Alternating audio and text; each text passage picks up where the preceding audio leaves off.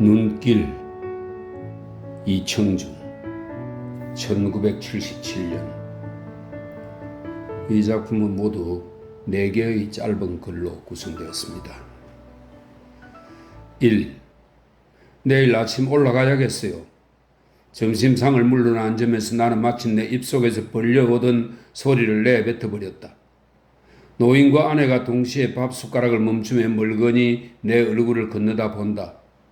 내일 아침 올라가다니 이참에도 또 그렇게 쉽게? 노인은 결국 숟가락을 상위에 내려놓으며 믿기지 않는다는 듯 대묻고 있었다. 나는 이제 내 친걸음이었다. 어차피 일이 그렇게 될 바엔 말이 나온 김에 매듭을 분명히 지어두지 않으면 안 되었다. 예, 내일 아침에 올라가겠어요. 방학을 의도한 학생 팔자도 아닌데 남들 일할 때 저라고 이렇게 한가할 수가 있나요? 급하게 맡아놓은 일도 한두 가지가 아니고요. 그래도 한 며칠 쉬어가지 않고 난 하필 이런 더운 때를 골라왔길래 이참에는 며칠 좀 쉬어갈 줄 알았더니 제가 무슨 더운 때 추운 때를 가려 살 여유나 있습니까? 그래도 그 먼 길을 이렇게 단걸음에 되돌아가기야 하겠냐? 넌 항상 한동자로만 왔다가 성걸음에 새벽길을 나서곤 하더라마는 이번에는 너 혼자도 아니고 하룻밤이나 차분히 좀 쉬어가도록 하거라. 오늘 하루는 쉬었지 않아요? 하루를 쉬어도 제 일은 사흘을 버리는 걸요. 차길이 훨씬 나아졌다고는 하지만 여기선 아직도 서울이 천리길이라 오는데 하루 가는데 하루. 급한 일은 우선 좀 마무리 지어놓고 오지 않고선. 노인 대신 이번에는 아내 쪽에서 나를 원망스럽게 건너다 보았다. 그건 물론 내 주변 머리를 탓하고 있는 게 아니었다. 내게 그처럼 급한 일이 없다는 걸 그녀는 알고 있었다. 서울을 떠나올 때 급한 일들은 대충 다 처리해 둔 것을 그녀에게 내가 미리 말을 해 주었으니까. 그리고 이번엔 좀 홀가분한 기분으로 여름 여행을 겸해 며칠 동안이라도 노인을 찾아보자고 내 편에서 먼저 제의를 했었으니까. 그녀는 나의 참을성 없는 심경의 변화를 나무란 것이었다. 그리고 그 매정스러운 결단을 원망하고 있는 것이었다. 까닭없는 연민과 애원기 같은 것에 서려 있는 그녀의 눈길이 그것을 더욱 분명히 하고 있었다. 그래, 이리그리 바쁘다면 가봐야 하기는 하겠구나. 바쁜 일을 받아놓고 온 사람을 붙잡는다고 떨을 일이겠냐? 한동안 입을 다물고 앉아있던 노인이 마침내 체념을 한 듯 다시 입을 열어봤다. 항상 그렇게 바쁜 사람인 줄은 안다마는 애미라고 이렇게 먼 길을 찾아와도 편한 잠자리 하나 못 마련해주는 내 마음이 아쉬워 그랬던 것 같구나. 말을 끝내고 무연스러운 표정으로 장주 끝에 풍년초를 꾹꾹 눌러 담기 시작한다. 너무도 간단한 체념이었다. 담배통에 풍년초를 눌러 담고 있는 그 노인의 얼굴에는 아내에게서와 같은 어떤 원망기 같은 것도 찾아볼 수가 없었다. 당신 곁을 조급히 떠나고 싶어하는 그 매정스러운 아들에 대한 아쉬움 같은 것도 엿볼 수가 없었다.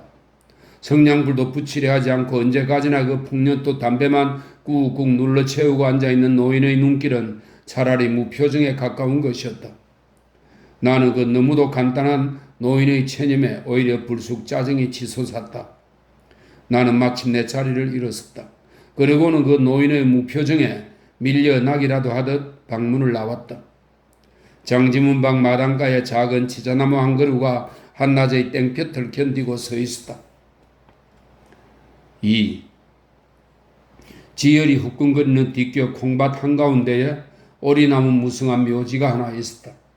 그 오리나무 그늘에 숨어 앉아 콩밭 아래로 내려다 보니 집이라고 생긴 게 꼭 습지에 돋아오른 여름 버섯 형상을 닮아 있었다.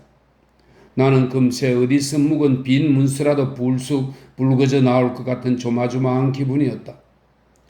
애초의 허물은 그 빌어먹게 비좁고 엄습한 단칸 오두막 때문이었다. 묵은 빛이 붉어져 나올 것 같은 불편스러운 기분이 들게 해오는 것도 그렇고 처음 예정을 뒤바꾸어 하루 만에 다시 길을 되돌아갈 작정을 내리게 한 건 역시 그러했다. 하지만 내게 빚은 없었다. 노인에 대해서는 처음부터 빚이 있을 수 없는 떳떳한 처지였다. 노인도 물론 그 점에 대해서는 나를 완전히 신용하고 있었다. 내 나이 70이 다 됐는데 이제 또 남은 세상이 있으면 얼마나 길을 하더냐? 이가 완전히 사가 없어져서 음식 습생이 몹시 불편스러워진 노인을 보고 언젠가 내가 지나가는 말처럼 권해본 일이 있었다. 싸구려 같이라도 해 끼우는 게 어떻겠느냐는 나의 말씀심에 애초부터 그래줄 가망이 없어 보여 그랬던지 노인은 단자리에서 사양을 해버리는 것이었다. 이럭저럭 지내다 이대로 가면 그만일 육신, 이제와 늙음하게 웬 딴채상을 보겠다고. 한 번은 또 치질기가 몹시 심해져서 배변을 힘들어 하시는 걸 보고 수술 같은 걸 권해본 일도 있었다. 노인은 그때도 역시 비슷한 대답이었다. 나이를 먹어도 아내자는 아내자다. 어떻게 남의 눈에 굳은 데를 보이겠더냐? 그냥 참다 갈란다. 남은 세상에 얼마 길지 못하리라는 체념 때문에도 그랬겠지만 그보다 노인은 아무것도 아들에겐 주장하거나 돌려받을 것이 없는 당신의 처지를 감덕하고 있는 탓에도 그리 된 것이었다. 고등학교 1학년 때 형의 주벽으로 가게가 파산을 겪은 뒤부터 그리고 마침내 그 형이 세 조카 아이와 아이들의 홀어머니까지 포함한 장남의 모든 책임을 내게 떠맡기고 세상을 떠난 뒤부터 일은 줄곧 그렇게 되어온 셈이었다. 고등학교와 대학교와 군령 3년을 치러내는 동안 노인은 내게 아무것도 낳아 기르는 사람의 몫을 못했고 나는 또 나대로 그 고등학교와 대학과 군령의 의무를 치르고 나왔어도 자식놈의 도리는 엄두를 못 냈다. 노인이 내게 베푼 바가 없어서가 아니라 그를 처지가 못되었기 때문이다. 나는 나대로 형이 내게 떠맡기고 간 장남의 책임을 감당하기를 사양치 않을 수가 없었기 때문이다. 노인과 나는 결국 그런 식으로 서로 주고받을 것이 없는 처지였다. 노인은 누구보다 그것을 잘 알고 있었다. 그렇기 때문에 내게 대해서는 소망도 원망도 있을 수가 없었다. 그런 노인이었다. 한데 이번에는 웬일인지 노인의 눈치가 이상했다. 글쎄 그 가치나 수술마저 한사코 사양을 해온 노인이 나이 80에서 겨우 2해가 모자란 늙음하게 와서야 새삼스레 다시 딴 세상 희망이 생긴 것일까? 노인이 아무래도 엉뚱한 꿈을 꾸고 있는 것 같았다. 그것도 너무나 엄청난 꿈이었다. 지붕 개량 사업이 애초의 허물이었다. 집집마다 모두 도당 아니면 기와대를 얻는단다. 노인은 처음 남의 말을 하듯이 집 이야기를 꺼냈었다. 어제 저녁 때 노인과 셋이서 잠자리를 들기 전이었다.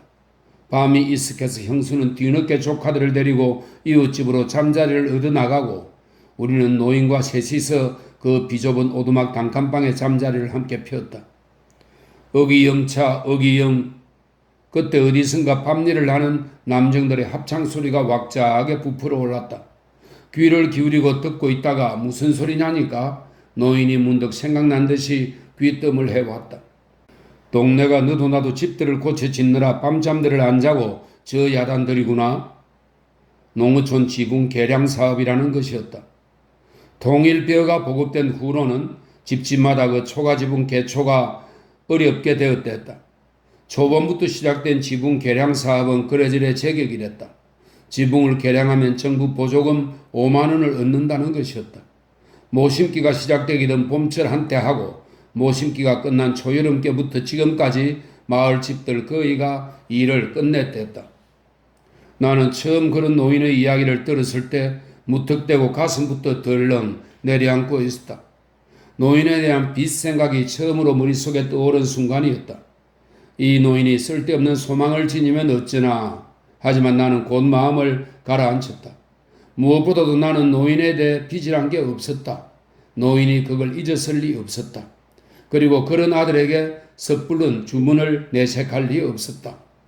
전부터도 그 점만은 안심을 할 만한 노인의 성깔이었다. 한데다 노인이 설령 어떤 어울리지 않을 소망을 지닌다 해도 이번에는 그 집 꼴이 문제밖이었다. 도대체가 기와고 도당이고 지붕을 가꿀 만한 집꼴이 못 되었다. 그래저래 노인도 소망을 지녀볼 엄두를 못 낸 모양이었다. 이야기하는 말투가 영락없는 남의 일이었다. 하지만 사실은 그게 오해였다. 노인의 속마음은 그게 아니었다. 관에 사는 일이라면 이 집에도 몇 번 이야기가 있었겠군요. 사태를 너무 낮거나 나머지 위로 겸해 한마디 실없는 소리를 내놓은 것이 내 실수였다. 노인은 다시 자리를 일어나 앉았다. 그리고 머리맡에 놓아둔 장주 끝에다 풍년초 한 줌을 쏘아받기 시작했다. 왜 우리 집이라 말썽이 없었더라냐? 노인은 여전히 남의 말을 옮기듯 덤덤히 말했다. 이장이 쫓아와 뜸을 들이고 면에서 나와서 얼음장을 놓고 가고 그런 일이 한두 번뿐이었으면야. 나중엔 숫째 자기들 쪽에서 사정조로 나오더라. 그래 어머님 뭐라고 우겼어요? 나는 아직도 노인의 진심을 모르고 있었다. 우길 것도 무엇도 없는 일 아니겠냐? 지놈들도 눈깔이 제대로 박힌 인간인들일 것인디 사정을 해오면 나도 똑같이 사정을 했더니라. 늙은이도 사람인디 나라고 어디 좋은 집으로 손봐 살고 싶은 마음이 없겠소. 마음으로야 천번만번 우리도 남들같이 기와도 입히고 기둥도 갈아내고 하고는 싶지만 이 집 꼴을 좀 들여다 보시오들. 이 오막살이 흙집 꼴에다 어디 기와를 얹고 말 것이 있겠소? 그랬더니요. 그랬더니 몇 번 더 발길을 스쳐가더니 그 다음엔 허지부지 말이 없더라. 지놈들도 이 집 꼴을 보면 사정을 모를 청맹관이들 이더라냐? 노인은 그 거칠고 굵은 엄지손가락 끝으로 뜨거운 장주 끝을 꾹꾹 눌러대고 있었다. 그 친구들 아마 이 동네를 100% 지붕 개량으로 모범 마을을 만들고 싶어 그랬던 모양이구만요. 나는 이제 그만 기분이 씁쓸해져 그런 식으로 슬쩍 이야기를 얼버무려 넘기려 하였다. 그런데 그게 오히려 결정적인 실수였다. 하기사 그 사람들도 그런 소리들을 하더라. 오늘 밤일을 하는 저 집을 끝내고 나면 이 동네에서 이제 지붕 개량을 안 한 집은 우리하고 저 아래 동네 순시민의 두 집밖에 안 남는다는 이 말이다.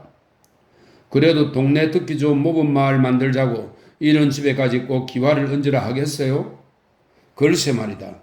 차라리 지붕에 기와나 도당을 얹으랬으면 우리도 두 눈 딱 감고 한번 저질러보고 싶기도 하더라마는 이런 집은 아예 터부터 성주를 다시 할 집이라 그렇지. 모범 마을이 꼬투리가 되어 이 아이가 다시 엉뚱한 것으로 번지고 있었다. 나는 비로소 다시 가슴이 섬찟해 왔다. 하지만 이미 때가 늦고 말았다. 하기사 말이 쉬운 지붕 개량이제 알 속은 실상 새 성주를 나는 집도 여러 집 된단다. 한번 이야기를 꺼낸 노인이 거기서부터는 새삼 마을 사정을 소상하게 털어놓기 시작했다. 그 지붕 개량 사업이라는 것은 알고 보니 사실 융통성이 꽤나 많은 일이었다. 원칙은 그저 초가 지붕을 벗기고 기와나 도당을 얹는 것이었지만 기와의 하중을 견뎌내기 위해선 기둥을 몇 개쯤 성한 것으로 갈아 넣어야 할 집들이 허다했다. 그걸 구실로 대부분의 사람들은 성주를 새로 하듯 집들을 터부터 고쳐 지어버렸다. 노인에게도 물론 그런 권유가 여러 번 들어왔다. 기둥이 허술해서 기와를 못 넣는다는 건 구실일 뿐이었다. 허술한 기둥을 구실로 끝끝내 기와 얹기를 미루어온 집이 세 가구가 있었는데 이날 밤에 또 한 집이 새 성주를 위해 밤일을 벌이고 있다는 것이었다. 노인이 기와 얹기를 단념한 것은 집 기둥이 너무 허해서가 아니었다. 노인은 새 성주가 급이나 일을 단념할 수밖에 없었던 셈이다. 허술한 기둥만 믿을 수는 없었다. 일은 아직도 낙관할 수 없었다. 나는 불시에 다시 그 노인에 대한 나의 빚만을 생각하고 있었다. 노인도 거기서 한동안은 그저 꺼져가는 장죽불에만 신경을 쏟고 있는 기색이었다. 하더니 이었고는 더 이상 소망을 숨기기가 어려운 듯 가는 한숨길을 삼켰다. 그러고는 그 한숨기 끝에 무심결인 듯 덧붙여왔다. 이참에 웬만하면 우리도 여기다 방 한 칸쯤 더 늘려내고 지붕도 도당으로 얹어버리면 싶긴 하더라만 마침내 노인이 당신의 소망을 내비친 것이었다. 오늘 당할지 내일 당할지 모를 일이기는 하다만 날짐승만도 못한 목숨이 이리 모질기만 하다 보니 별의별 생각이 다 드는구나. 저런 옥교에 하나도 관사할 곳이 없어 이리 밀치고 저리 밀치다 보면 어떤 땐 그저 일을 저질러버리고 싶은 생각이 꿀떡 같아지기도 하고 노인은 결국 그런 식으로 당신의 소망을 분명히 해버리고 만 셈이었다. 지금은 아니더라도 적어도 그런 소망을 지녔던 것만은 분명한 것이었다. 이제 나는 할 말이 없었다. 눈을 감은 채 듣고만 있었다. 노인에 대해서는 빚이 없음을 골백번 속으로 다짐하고 있었다. 이번에는 면에서도 그냥 허지부지 지나가 주더라만 내년엔 또 이번처럼 어떻게 잠잠해 주기나 할런지.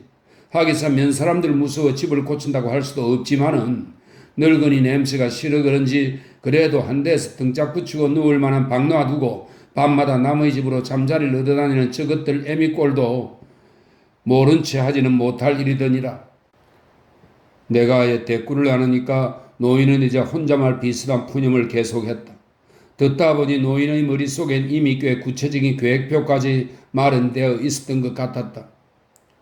나라에서 보조금을 5만 원이나 내주겠다. 일을 일단 저지르고 들었더라면 큰돈이야 얼마나 더 들 일이 있을라더냐. 남정네가 없은 남들처럼 일손을 구하기가 쉽진 않았겠지만 너희 형수가 여러 만천만 밭을 매주기로 했으면 건너집 용석이 아베라도 그냥 모른 차지는 않았을 것이다. 형리를 돌볼 사람은 그 용석이 아버지에게 부탁을 하고 기둥을 갈아낼 나무 가대는 이장내 산에서 헐값으로 몇 개 부탁해 볼 수 있다는 거였다. 노인의 장죽 끝에는 이제 불기가 꺼져 식어 있었다. 노인은 연신 그 불이 꺼진 장죽을 빨아대며 예의 면보조금 5만 원과 이웃 도움이 아까웠으라도 일을 단념하기가 아쉬웠다는 투였다. 하지만 노인은 그러면서도 끝끝내 내게에 대한 주장이나 원망의 빛을 보이진 않았다. 이야기의 형식은 어디까지나 과거의 일로서 그런 생각을 해봤을 뿐이고 그럴 뻔했다는 말일 뿐이었다. 그리고 그런 식으로 나에 대해서는 어떤 형식으로도 직접적인 부담감을 느끼게 하지 않으려는 식이었다. 말하는 목소리가 끝끝내 그 체념기가 짙은 특유의 침착성을 잃지 않은 채였다. 하지만 다 소용없는 일이다. 세상 일이 그렇게 마음같이만 된다면야 나이 먹고 늙는 걸 서러워 안 할 사람이 있을라더냐. 나이를 먹으면 아기가 된다더니 이게 다 나이 먹고 늙어가는 노만기 한 가지제. 종당에는 그 은밀스런 당신의 소망조차 당신 자신의 실없는 노만기 탓으로 돌려버리고 있었다. 하지만 나는 이제 노인의 내심을 못 알아볼 리 없었다. 한마디 말참견도 없이 눈을 감고 잠이 든 척 잠잠히 누워만 있던 아내까지도 그것을 분명히 눈치채고 있었다. 당신 어젯밤 어머니 말씀에 그렇게밖에 응대해드릴 방법이 없었어요? 오늘 아침 아내는 마당가로 새순물을 떠들고 나왔다가 낮은 소리로 추궁을 해왔다. 그때 나는 아내에게 그저 쓸데없는 참견 말하는 듯 눈매를 잔뜩 깎아떠 보였었다. 하니까 아내는 그러는 나를 차라리 경멸조로 나무랐다. 당신은 참 엉뚱한 데서 독해요. 늙은 노인네가 가엾지도 않으세요. 말씀이라도 좀 더 따뜻하게 위로해 드릴 수 있었을 텐데 말이에요. 아내도 분명 노인의 말뜻을 알아듣고 있었다. 그리고 나보다도 더 노인의 일을 걱정하고 있었다. 노인에 대한 내 속마음도 속속들이 모두 읽고 있는 게 당연했다. 내일 아침으로 서둘러 서울로 되돌아가겠노라는 나의 결정에 아내가 은근히 붕괴하고 나선 것도 그런 사연을 모두 알고 있기 때문이었다. 한다고 그년들 무슨 뾰족한 수가 있을 수가 있는가. 어쨌든 노인이 이제라도 그 집을 새로 짓고 싶어 하고 있는 건 분명했다. 아무래도 알 수가 없는 일이었다. 아닌 게 아니라 나이를 먹으면 노인들은 모두 어린애가 되어가는 것일까? 노인이 정말로 내게 빚이 없다는 사실을 잊어버리고 만 것인가? 노인의 말처럼 그건 일테면 노만기가 분명했다. 그런 염치도 못 가릴 정도로 노인은 그렇게 늙어버린 것이었다. 하지만 나는 굳이 노인의 그런 노만기를 원망할 필요도 없었다. 문제는 서로 간의 빚의 문제였다. 노인에 대해 빚이 없다는 사실만이 내게는 중요했다. 염치가 없어져서건 노망을 했으건 노인에 대해 내가 갚아야 할 빚만 없다면 그만이었다. 빚이 있을 리 없지. 절대로. 글쎄 노인도 그걸 알고 있으니까 정면으로는 말을 꺼내지 못하질 않던가 말이다. 어디선가 무덥고 게으른 매미 울음소리가 들렸다. 나는 비로소 마음을 굳힌 듯 오리나무 그늘에서 몸을 힘차게 일으켜 세웠다. 콩바다리로 흘러뻗은 마을이 눈앞으로 멀리 펼쳐져 나갔다. 거기 과연 아직 초가지붕을 이고 있는 건 노인네의 버섯 모양 오두막과 아랫동네의 다른 한 채가 전부였다. 빌어먹을 그 지붕 개량 사업인지 뭔지 하필 이런 때 법석들일 구? 아무래도 심기가 편할 수가 없었다. 나는 공연히 그 지붕 개량 사업 쪽에다 애꿎은 저주를 보내고 있었다. 3. 해가 훨씬 기운 다음에야 콩밭을 가로질러 노인의 집 뒷곁으로 뜰을 들어서려다 보니 아내는 결국 반갑지 않은 화제를 벌려놓고 있었다. 이 나이에 내가 살면 얼마나 더 좋은 세상을 살겠다고 속없이 새 방들이고 기와지붕을 덮자겠냐? 집 욕심 때문이 아니라 나간 뒷일이 안 놓여 그런다. 뒤곁에서 안뜰로 발길을 돌아 나서려는데 장지문을 반쯤 열어제친 안방에서 노인의 말소리가 도란도란 흘러나오고 있었다. 날씨가 선선한 봄 가을철이나 하다못해 마당에 4일이라도 치고들 지내는 여름철만 되더라도 걱정이 덜하겠다마는 한겨울 추위 속에서 운사납게 숨이 딸깍 끊어져 봐라. 당탄판 아래목에다 내 시신 하나 가득 늘어놓으면 그 노릇을 어찌할 것이냐? 이번에도 또 그 집에 관한 이야기였다. 노인을 어떻게 좀 위로해드린다는 것인가? 아니면 아내는 내가 그 노인의 소망을 더 어떻게 외면할 수 없도록 드러내버리고 싶었던 것일까? 답답하게 눈치만 보고 도는 내게 대한 아내의 원망은 그토록 뿌리가 깊고 지혜로웠더란 말인가? 노인의 이야기는 아내가 거기까지 유도해낸 게 분명했다. 노인은 그 아내 앞에 당신의 집에 대한 소망을 분명한 목소리로 털어놓고 있었다. 그리고 이젠 당신의 소망에 대한 솔직한 사연을 말하고 있었다. 노인의 그 오랜 체념의 습관과 염치를 방패 삼아 어물어물 고비를 지나가려던 내 앞에 노인의 소망이 마침내 노골적인 모습을 드러낸 것이었다. 노인의 소망은 이미 짐작하고 있었지만 설마 하면 그렇게 분명한 대목까지 만날 줄은 몰랐던 일이었다. 나는 마치 마지막 희망이 무너진 느낌이었다. 하지만 그 노인의 설명에는 나에게도 마침내 분명해진 것이 있었다. 노인이 갑자기 그 집에 대한 엉뚱한 소망을 지니게 된 내력이었다. 노인은 아직도 당신의 삶을 위해서는 새삼스런 소망을 지니고 있지 않았다. 노인의 소망은 당신의 사후에 내력이 있었다. 떠돌아 살아오긴 했어도 난 이 동네 사람들한테 못할 일을 한 번도 안 해보고 살아온 늙은이다. 굳은 밥 먹고 굳은 옷 입고 굳은 잠자리 속에 말년을 보냈어도 난 이웃이나 이 동네 사람들한테 굳은 소리는 안 듣고 늙어왔다. 이 소리가 무슨 소린고 하니 나 죽고 나면 그래도 이 동네 사람들 이 늙은이 죽음 위에 흙 한 삽, 떼짱 한 장씩은 덮어주러 올 거란 말이다. 늙거나 젊거나 그렇게 날 들여다 봐주러 오는 사람들을 어찌할 것이냐. 사람은 죽어서 고단해지는 것보다 더 고단한 것도 없는 법인데 오는 사람 마다할 수 없고 가난하게 간 늙은이가 죽어서라도 날 들여다 봐주러 오는 사람들한테 쓴 소주 한 잔이나마 대접해 보내고 싶은 게 죄가 될 거나. 그래서 그저 혼자서 궁리해 본 일이란다. 숨 끊어지는 날 바로 못 내다 묻으면 죽음하고 산 사람이 이 방 하나뿐 아니냐. 먼 데서 온 너희들도 그렇고. 그래서 꼭 찬바람이나 맞고 궁둥이 붙여 앉을 방 한 칸만 어떻게 늘려봤으면 했더니라마는 그게 어디 마음 같은 일이더냐. 이도 저도 다 늙고 속 없는 늙은이의 노망길 터이지. 노인의 소망은 바로 그 당신의 죽음에 대한 대비에서 비롯된 것이었다. 알만한 노릇이었다. 살림이 망하고 옛 살던 동네를 나와 떠돌기 시작하면서부터 언제나 당신의 죽음에 대한 대비를 게을리 해오지 않던 노인이었다. 동네 뒷산 양집안은 언덕 아래다 마을 영감 한 분에게 당신의 집터를 미리 얻어놓고 노인은 당신의 무덤자리를 늘 그렇게 집터라고 말했다.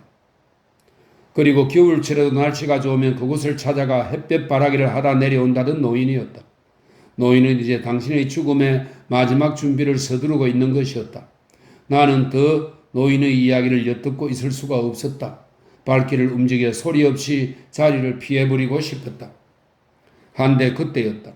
쓸데없는 일에 공연히 감동을 잘하는 아내가 아무래도 견딜 수가 없어진 모양이었다.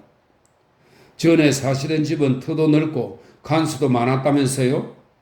아내가 느닷없이 화제를 바꾸고 나섰다. 별달리 노인을 달랠 말이 없으니 지나간 일이나마 그렇게 넓게 살던 옛집의 기억을 상기시켜서라도 노인을 위로하고 싶어진 것이리라. 그것은 노인도 한때 번듯한 집 살림을 해온 기억을 되돌이키게 하고 기분을 바꿔드리고 싶어서이기도 하겠지만 그 외에도 그건 또 언제나 가난한 살림만을 보고 가게 하는 부끄러운 며느리 앞에 당신의 자존심을 얼마간이나마 되살려내게 할 가외의 효과도 있을 수 있었다. 어쨌거나 나는 당분간 다시 자리를 피할 필요가 없어진 셈이었다. 옛날 살던 집이야 크고 넓었지. 5칸 겹집에다 앞뒤 터가 운동장이었더니라. 하지만 이제 와서 그게 다 무슨 소용이냐. 남의 집 된 지가 20년이 다 된 것을. 그래도 어머니는 한때 그런 좋은 집도 살아보셨으니 추억은 즐거운 편이 아니시겠어요? 이 집이 답답하고 짜증나실 땐 그런 기억이라도 되살려 보세요. 기억이나 되살려서 어디다 쓰게야. 새록새록 옛날 생각이 되살아나다 보면 그렇지 않아도 심사가 어지러운 것을. 하긴 그것도 그러실 거예요. 그렇게 넓은 집에 사셨던 생각을 하시면 지금 사시는 형편이 더 짜증스러워지시기도 하시겠죠. 뭐니 해도 지금 형편이 이렇게 비좁은 단칸방 신세가 떼고 마셨으니 말씀이에요. 노인과 아내는 잠시 그렇게 위로인지 넋두린지 분간이 가지 않는 소리들을 주고받고 있었다. 한동안 그렇게 오가는 이야기를 듣다 보니 나는 그 아내의 동기가 다시 의심스러웠다. 아내의 말투는 그저 노인을 위로하기 위해서가 아니었다. 노인을 위로해드리기는커녕 심기만 점점 더 불편스럽게 하고 있었다. 노인에게 옛집을 상기시켜드리는 것은 당신의 불편스러운 심기를 주저앉히기보다 오늘을 더욱더 비참스럽게 느끼게 만들고 있었다. 집을 고쳐짓고 싶은 그 은밀한 소망을 자꾸만 밖으로 흡입되고 있었다. 아내의 목적은 차라리 그쪽에 있었던 것 같았다. 아내에 대한 나의 판단은 과연 크게 빗나가지 않았다. 방이 이렇게 비좁은데 그럼 어머니 이 옷장이라도 어디 다른 데로 좀 내놓을 수 없으세요? 이 옷장을 들여놓으니까 좁은 방이 더 비좁지 않아요? 아내는 마침내 내가 가장 거북스럽게 시선을 피해오던 곳으로 화제를 끌어들이고 있었다. 바로 그 옷괴 이야기였다. 17, 18년 전 고등학교 1학년 때였다. 술버릇이 점점 사나워져 가던 형이 전답을 팔고 선산을 팔고 마침내는 그 아버지 때부터 살아온 집까지 마지막으로 팔아넘겼다는 소식이 들려왔다.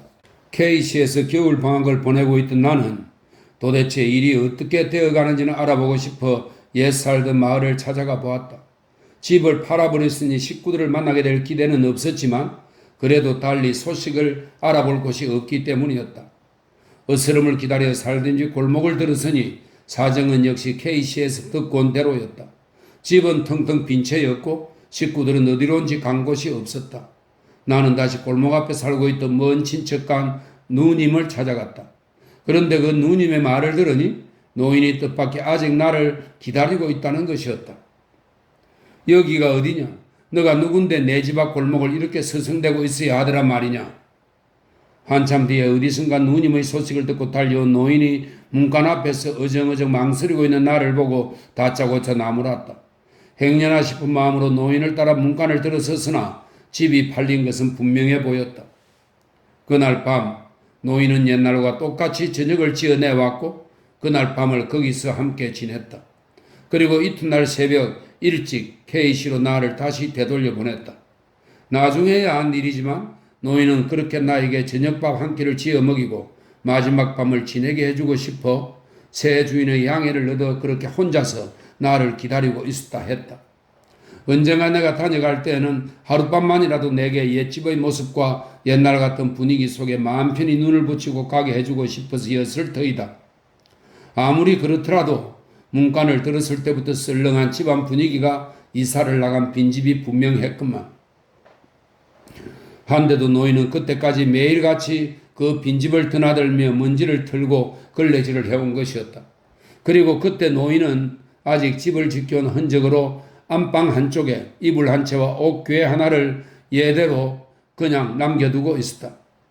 이튿날 새벽 KC로 다시 길을 나설 때에서야 비로소 집이 팔린 사실을 분명히 해온 노인의 심정으로는 그날 밤 그 옷괴 한 가지로나마 옛집의 분위기를 되살려내 괴로운 잠자리를 위로하고 싶었음에 분명한 물건이었다. 그런 내력이 숨겨져 온 옷괴였다. 뜨돌이 살림에 다른 가재도구가 없어서도 그랬겠지만 그 20년 가까이를 노인이 한삭 함께 간직해온 옷괴였다. 그만큼 또 나를 언제나 불편스럽게 만들어 온 물건이었다. 노인에게 빚이 없음을 몇 번씩 스스로 다짐하고 지내다가도 그 옷괴만 보면 무슨 액면가 없는 빈 문서를 만난 듯 기분이 끄림칙스러워지곤 하던 물건이었다. 이번에도 물론 마찬가지였다. 노인의 방을 들어선 순간에 벌써 기분을 불편스럽게 해오던 옷괴였다. 그리고 끝내는 이틀 밤을 못 넘기고 길을 다시 되돌아갈 작정을 내리게 한 것도 알고 보면 바로 그 옥교의 허물이 컸을지 모른다. 아내도 물론 그 옥교에 관한 내력을 내게서 들을 만큼 듣고 있었다. 그리고 그걸 알고 있는 여자라면 그 옥교에 대한 내 기분도 짐작을 못할 그녀가 아니었다. 아내는 일부러 그 옥교의 이야기를 꺼냈음이 분명했다. 더욱이 내가 바깥에서 두 사람의 이야기를 엿듣고 있는 걸 알고서 그랬을 수도 있었다. 나는 어느새 콧속을 후벼대는 못된 버릇이 되살아날 만큼 긴장하고 있었다. 생각지도 않았던 곳에서 갑자기 묵은 빈문스가 튀어나올 것 같은 조마조마한 기분이었다. 노인이 치사하게 그 묵은 빈문스로 나를 궁지에 몰아넣으려 덤빌 수도 있었다. 그래 보라지. 누가 뭐래도 내겐 절대로 빚진 게 없으니까. 그래 본들 없는 빚이 생길 리가 있을라고? 나는 그의 기구를 들이듯 눈을 감고 기다렸다. 하지만 다행스러운 것은 아직도 그 무심스러워 보이기만 한 노인의 대꾸였다. 옥교를 내놓으면 몸에 걸칠 옷까지는 다 어디다 간수하고야? 어디다 따로 내놓을 때가 있는 것도 아니지만 그걸 어디다 내놓을 때가 생긴다고 해도 그것 말고는 옷까지 나부랑일 간수해둘 때가 있어야 할 것 아니냐? 알고 그러는지 모르고 그러는지 노인이 그 옥교 쪽에는 그리 신경을 쓰고 있지 않은 것 같았다. 옷이야 어떻게 못을 박아 걸더라도 사람이 우선 좀 발이라도 뻗고 누울 자리가 있어야 하잖아요. 이거 뭐 사람보다도 옷장을 모시는 꼴이지 뭐예요? 아내는 그의 억지를 부리고 있었다. 옥교에 대한 노인의 집착성을 시험해 보기 위한 수작임이 분명했다. 하지만 노인의 반응은 여전히 의연했다. 그건 너가 모르는 소리다. 그 옥교라도 하나 없으면 이 집을 누가 사람 사는 집이라 할 수 있겠냐? 사람 사는 집 흔적으로 해서라도 그건 집안에 지녀야 할 물건이다. 어머님은 아마 저 옷장에 그럴 만한 사연이 있으신가 봐요? 시집 오실 때 해오신 건가요? 노인의 나이가 너무 높다 보니 아내는 때로 그 노인 앞에 손주 딸처럼 버릇이 없어지기도 했지만 이번에는 숫째 장난기 한 가지였다. 내력은 무슨? 노인은 이제 그것으로 그만 입을 다물어 버리고 말았다.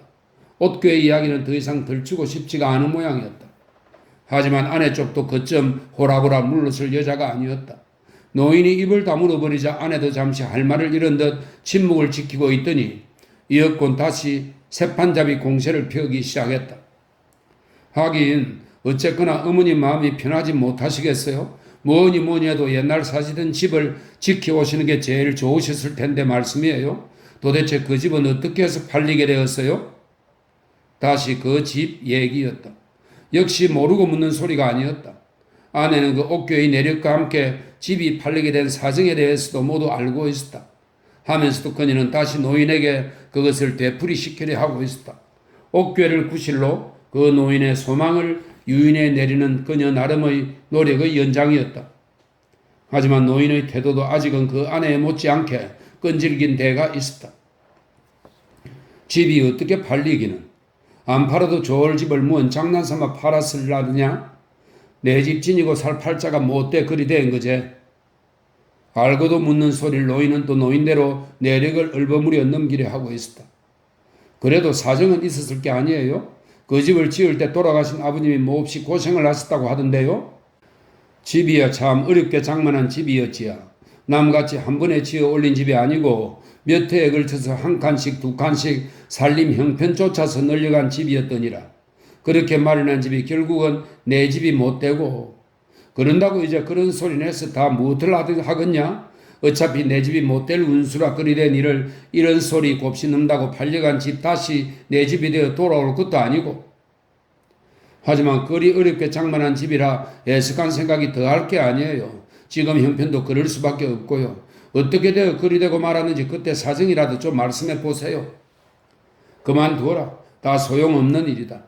이제는 그럭저럭 세월이 흘러서 기억도 많이 희미해진 일이고. 한사코 이야기를 피하려는 노인에게 아내는 마침내 마지막 수단을 동원하고 있었다. 좋아요. 어머니께서는 아마 지난 일로 저까지 공연히 속을 상하게 할까봐 그러시는 모양인데요. 그래도 별 소용이 없으세요. 저도 사실은 이야기를 대강 다들 알고 있단 말이에요. 이야기를 들어? 누구한테서? 노인이 비로소 조금 놀라는 김이었다. 그야 물론 저 사람한테지요. 노인의 물음에 아내가 대답했다. 눈에는 보이지 않았지만 밖에서 엿듣고 있는 나를 지목한 말투가 분명했다. 짐작대로 그녀는 벌써부터 내가 밖에서 엿듣고 있는 낌새를 알아차리고 있었음이 분명했다. 제가 알고 있는 건 그 집을 팔게 된 사정만도 아니에요. 어머님께서 저 사람한테 그 팔려간 집에서 마지막 밤을 지내게 해주신 일도 모두 알고 있단 말씀이에요. 모른 척하고 있기는 했지만 저 옷장 말씀이에요. 그날 밤에도 어머니는 저 헌 옷장 하나를 집안에다 아직 남겨두고 계셨더라면서요. 아직도 저 사람한텐 어머님이 거기서 살고 계신 것처럼 보이시려고 말씀이에요. 아내는 차츰 목소리가 떨려 나오고 있었다. 그렇다면 어머님, 이제 좀 속 시원히 말씀해 보세요. 혼자서 차마 넘기려고만 하지 마시고 말씀이라도 하셔서 속을 후련히 털어놔 보시란 말씀이에요. 저희는 어머님 자식들 아닙니까? 자식들한테까지 어머님은 어째서 그렇게 말씀을 차마 넘기려고만 하세요? 아내의 의존은 거의 울먹임에 가까웠다. 노인도 이젠 어찌할 수가 없는지 한동안 묵묵히 대꾸가 없었다. 나는 온통 입안의 침이 다 말랐다. 노인의 대꾸가 어떻게 나올지 숨도 못 쉰 채 당신의 다음 말만 기다리고 있었다. 하지만 그 아내나 나의 조바심과는 아랑곳 없이 노인은 끝내 심기를 흩트리지 않았다. 그래, 그 아그도 어떻게 아직 그날 밤 일을 잊지 않고 있더냐? 그래요. 그리고 그날 밤 어머님은 저 사람이 집을 못 들어가고 서성대고 있으려니까 그 집이 아직 안 팔린 것처럼 저 사람을 안으로 데려다가 저녁까지 한 끼 지어 먹이셨다면서요? 그럼 됐구나. 그렇게 죄다 알고 있는 일을 뭐하러 한사코 나한테 되뇌게 하려느냐? 저 사람은 벌써 잊어가고 있거든요. 저 사람한테선 진짜 얘기를 들을 수도 없고요. 사람이 모질어 저 사람은 그런 일 일부러 잊어요. 그래, 이번엔 어머님한테서 진짜 이야기를 듣고 싶은 거예요. 저 사람 얘기 말고 어머님의 그날 밤 진짜 심경을 말씀이에요. 심경이나 마나 저하고 별다른 대목이 있었을라드냐? 사세부덕에서 팔았다고는 하지만 아직은 그래도 내 발길이 끊이지 않은 집인데 그 집을 놔두고 그 아그가 그래 발길을 주춤주춤 어정대고 서 있더구나. 아내의 생활을 견디다 못해 노인은 결국 마지못한 어조로 그날 밤 일을 얼핏 돌이키고 들었다. 어조에는 아직도 그날 밤의 심사가 조금도 실려있지 않은 채였다. 그래, 저를 나무래서 냉큼 집 안으로 데리고 들어갔더니라. 그리고 더운 밥 지어 먹여서 그 집에서 하룻밤을 재워가지고 동도 트기 전에 길을 되돌려 떠나 보냈더니라. 그래, 그때 어머니 마음이 어떠셨어요? 마음이 어쩌기느냐. 팔린 집이나마 거기서 하룻밤 저 아그를 재워보내고 싶어 시름 골목 떠나들며 마당도 쓸고 끌레질도 훔치며 기다려온 애미였는데 더운 밥 해먹이고 하룻밤을 재우고 나니 그 마음만 해도 한 소원은 우선 풀린 것 같더구나. 그래, 어머님은 흡족한 기분으로 아들을 떠나보내셨다는 말씀이시군요. 하지만 정말로 그게 그러실 수 있었을까요? 어머님은 정말로 그렇게 흡족한 마음으로 아들을 떠나보낼 수 있으실까 말씀이에요. 아들은 다시 학교로 돌아가는 길이었다 치더라도 어머님 자신은 그때 변변한 거처 하나 마련해 두시지 못하셨을 처지의 말씀이에요. 나 아들은 또 무슨 이야기를 더 하라는 것이냐? 그때 아들을 떠나보내실 때 어머님 심경을 듣고 싶어요. 객지 공부하는 어린 아들을 그런 식으로 떠나보내시면서 어머님 자신도 거처가 없이 떠도셔야 했던 그때 처지에서 어머님이 겪으신 심경을 말씀이에요. 그만두거라. 다 쓸데없는 노릇이니라. 이야기를 한들 그때 마음이야 내가 어찌 다 알아들을 수가 있겠냐. 노인이 다시 이야기를 사양했다. 그러나 그 천염기가 완연한 노인의 어조에는 아직도 당신 혼자 마음속으로만 지녀온 어떤 이야기가 남아있는 것 같았다. 나는 이제 더 기다리고 있을 수가 없었다. 아내는 내 기미를 눈치채고 있었다 하더라도 노인만은 아직 그걸 알지 못하고 있었다. 노인의 말을 그쯤에서 그만 중단시켜야 했다. 아내가 어떻게 나온다 하더라도 내게까지 그것을 알게 하고 싶지는 않을 노인이었다. 내 앞에서는 더 이상 노인의 이야기가 계속되어 갈 수 없었다. 나는 이윽고 헛기침을 한번 하고서 그 노인의 눈길이 닿고 있는 장지문 앞으로 모습을 불쑥 드러내고 나섰다. 마지막 글입니다. 4. 위험한 고비는 그럭저럭 모두 지나가고 있었다. 저녁상을 드릴 때 노인은 언제나처럼 막걸리 한 대를 가져오게 하였다. 형의 술버릇 때문에 집안꼴이 거지경이 되었는데도 노인은 웬일로 내게 그리 술 걱정을 하지 않았다. 집에만 가면 당신이 손수 막걸리 한두 대씩을 꼭꼭 미리 마련해다 주곤 하였다. 한 잔 마시고 잠이나 자거라. 그러면서 낮잠부터 늘 잠자기를 권했다. 이날 저녁도 마찬가지였다. 그래, 정 내일 아침으로 길을 나설려나? 저녁상이 들어왔을 때 노인은 그렇게 조심스러운 목소리로 나의 내심을 한 번 더 떠왔을 뿐이다. 가야 할 일이 있으니까 가겠다는 거 아니겠어요? 나는 노인에게 공렬히 짜증기 쓴 목소리로 퉁명스럽게 대꾸했다. 하니까 노인은 그것으로 그만이었다. 그래, 알았다. 저녁하고 술이나 한잔하고 일찍 쉬거라. 아침부터 먼 길을 나서려면 잠이라도 일찍 자두라는 단속이었다. 나는 말없이 노인을 따랐다.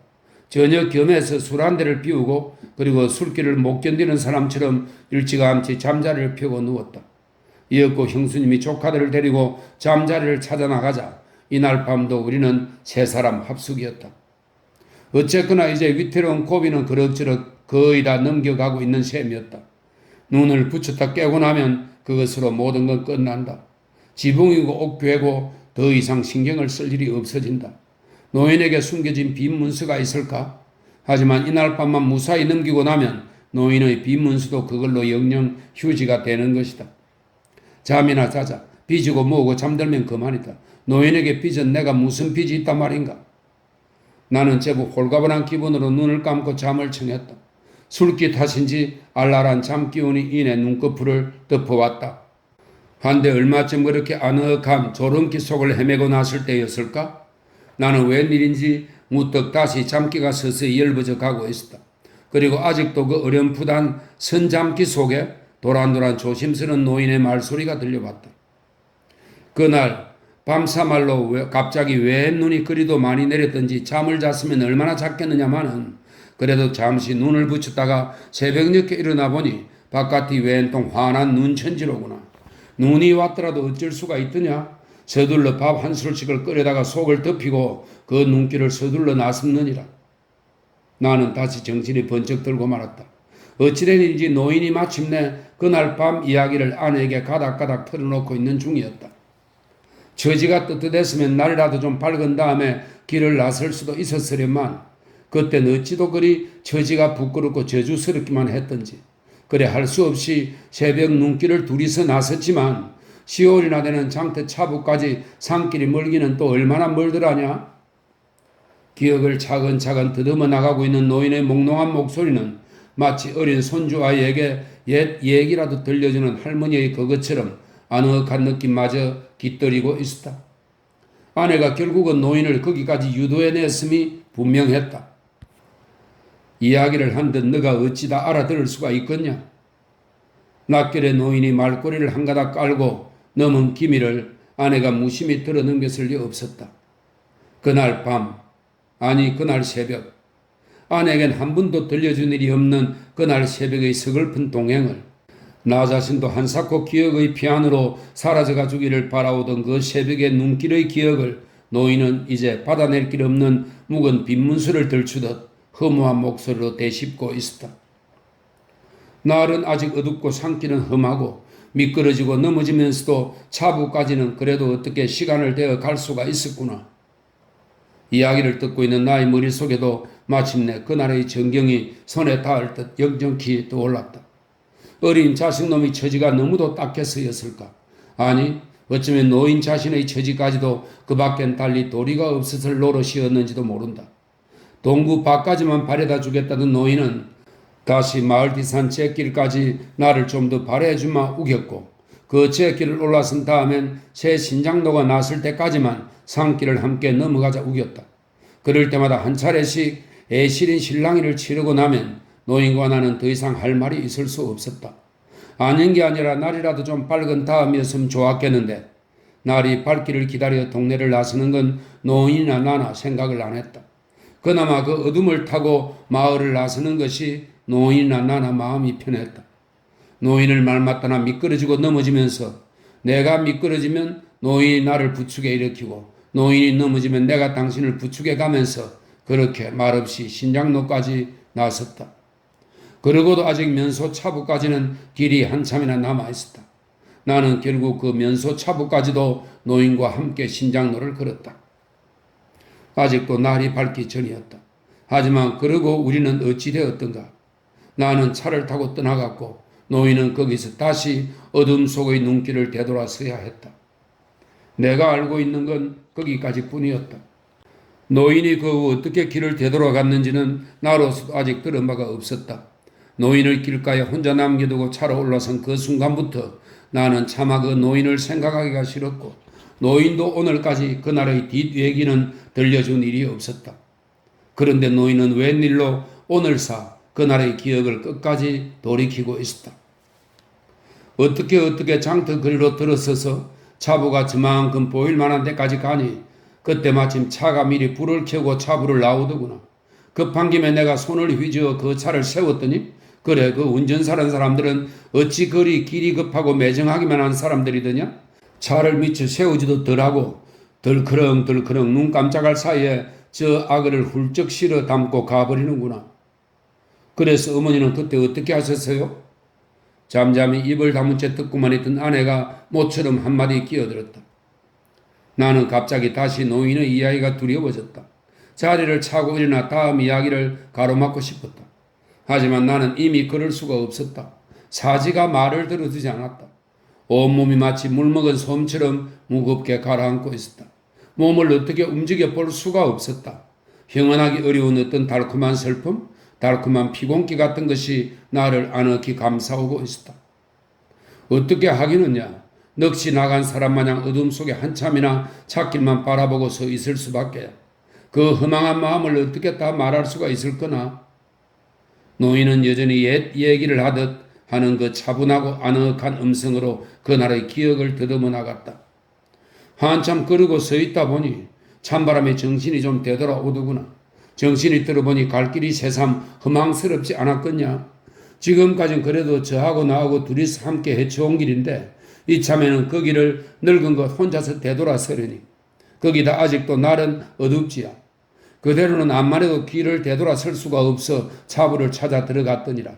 한식경이나 차부한 나무글상에 웅크리고 앉아있으려니 그제서 동력 하늘이 훤해져 오더구나. 그래서 또 혼자 서두를 끝도 없는 길을 서둘러 나섰는데 그때 일만은 언제까지도 잊힐 수가 없을 것 같구나.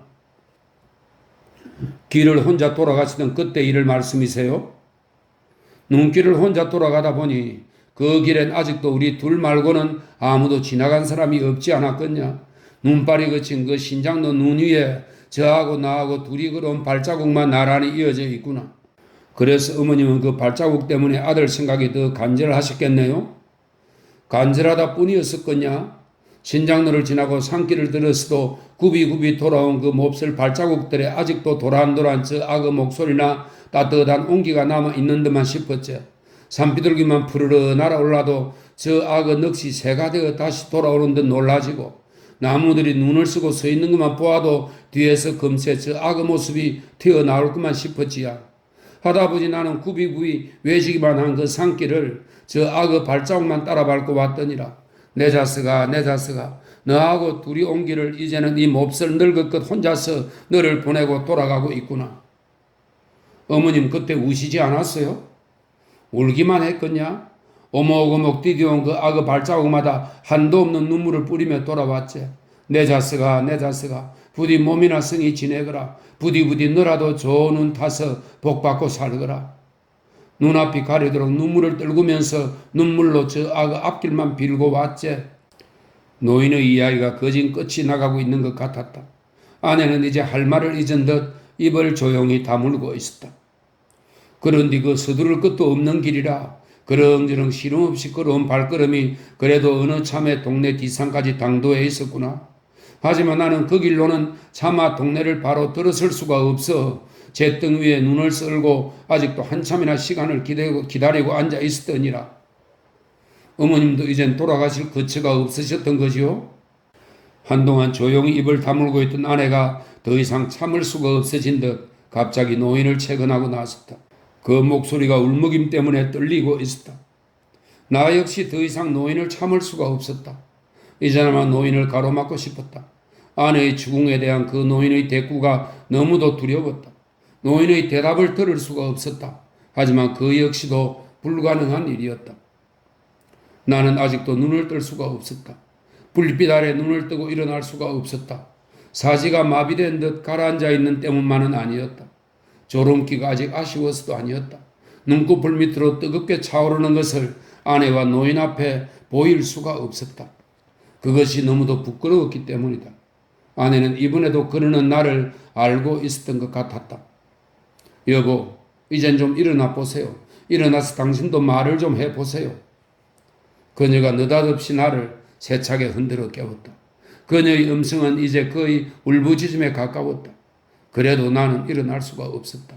뜨거운 것을 숨기기 위해 눈꺼풀을 꾹꾹 눌러 참으며 내쳐 잠이 든 척 버틸 수밖에 없었다.